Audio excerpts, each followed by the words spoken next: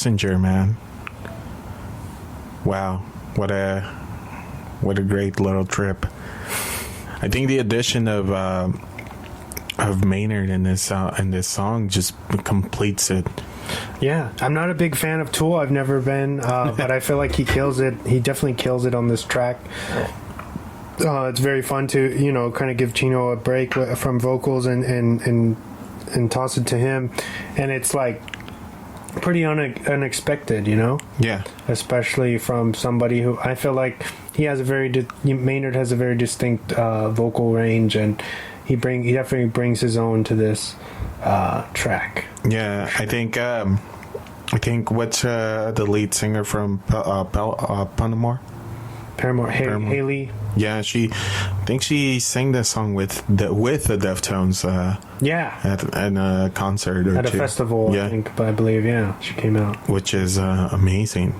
Gives it a different dynamic to the song. For sure, I've seen them. So I've been lucky enough to see Deftones a few times, in my life over the past couple years, and when they play this song, Chino will do it himself. The whole song. I've seen him do that, and I feel like he still rips it, Yeah, so good. It's ironically, I saw him on my birthday a couple of years back. Very nice.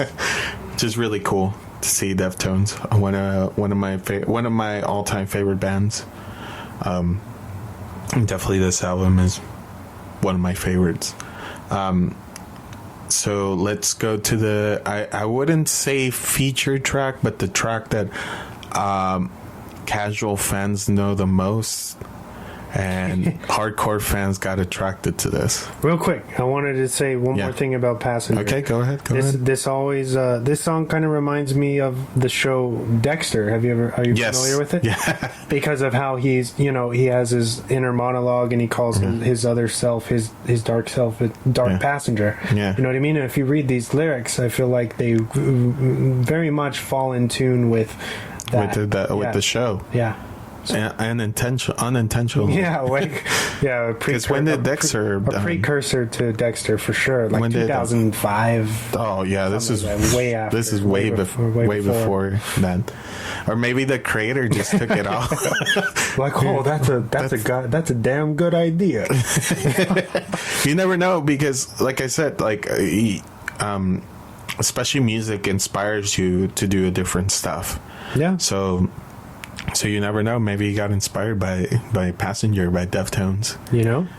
Something to think about out there. Yeah. Dang. We're going to give you with that cliffhanger while we listen to Change in the House of Flies.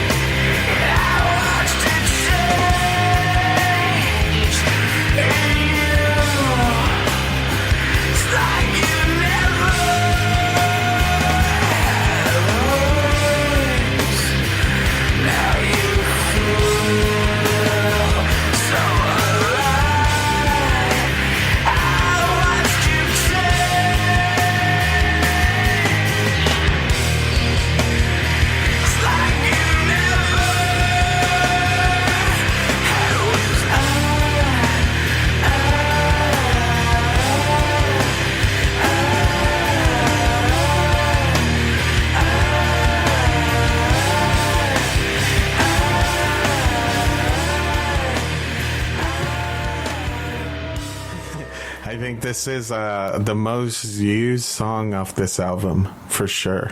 It continues probably still to be played on the radio. Yeah. It's probably their most commercially successful song to date. Yeah. I would think so.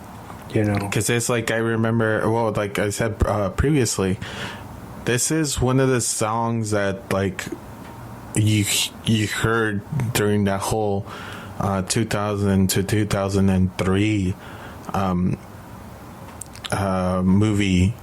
movies everywhere, like mostly horror.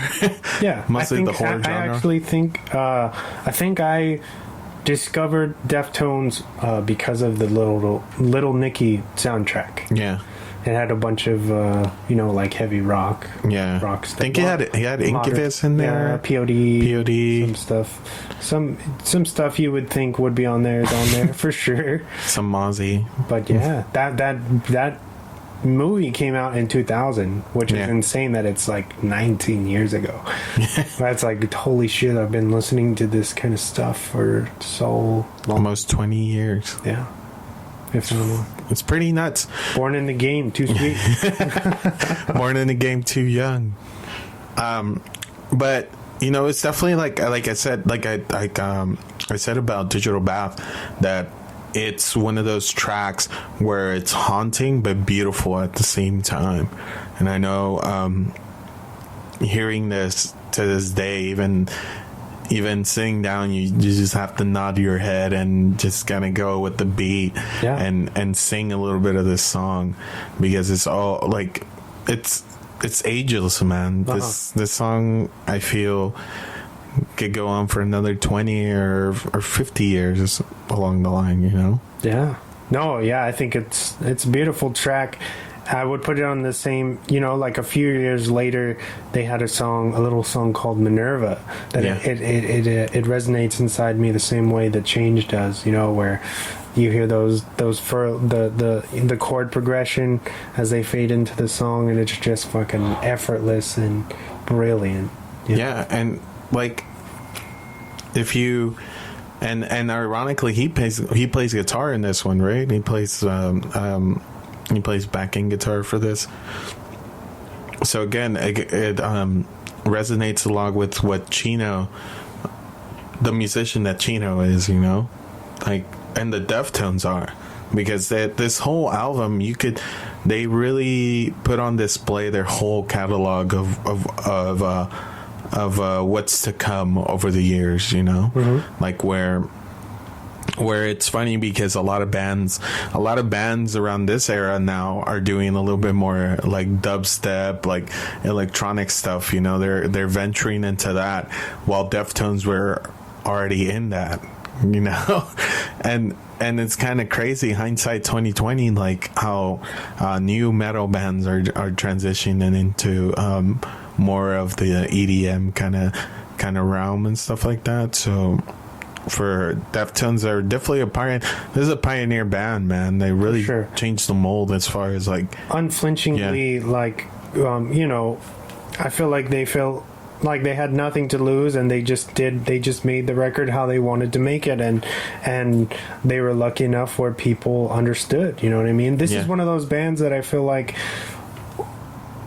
it transcends even race, you know what I mean? Yeah. Like, so many kids, Hispanics, white kids, everybody loves this band the same way, you know what I mean? And it could be like somebody who only likes hip-hop, or somebody who's only a metalhead. They'll be like, I fucking love the Deftones. Yeah. And that's so weird, because the Deftones are so much more than just metal, you know what I mean? Yeah. But that's the thing about this band, is everybody loves them the same, you know what I mean? Yeah, you could definitely.